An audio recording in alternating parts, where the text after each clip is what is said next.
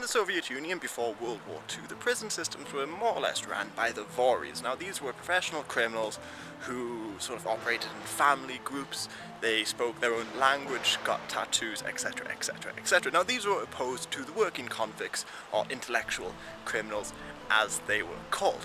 But they had a very strict set of rules, and one of the most important rules is they could not cooperate with authorities at all. There are reports of the Vori sort of bribing doctors to get sick notes or injuring themselves for real because, in order to get out of work I should say, because doing work for the guards, even the most minor task, would carry some pretty nasty punishments. For instance, there was plugging the throat, which was sort of putting a large metal peg down somebody's throat and hammering it down there. But on the plus side, the Vori did have a very high rank within the prison systems. However, World War II greatly upset the balance of power within the prison systems. For instance, Stalin promised freedom to a lot of prisoners if they agreed to fight. And a lot of prisoners took him up on this offer, but many of them found their way back into prison after the war had finished.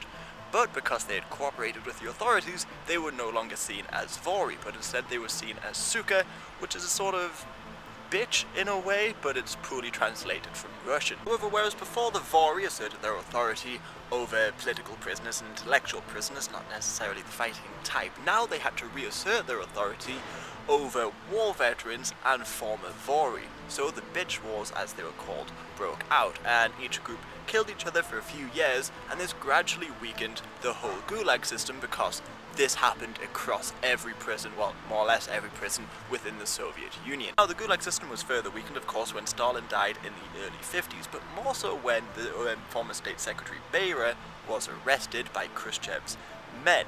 Now, the people in the Gulags, well, in some Gulags, surprisingly united and rose up, the largest of which was here in Kazakhstan in the Kengia labor camp.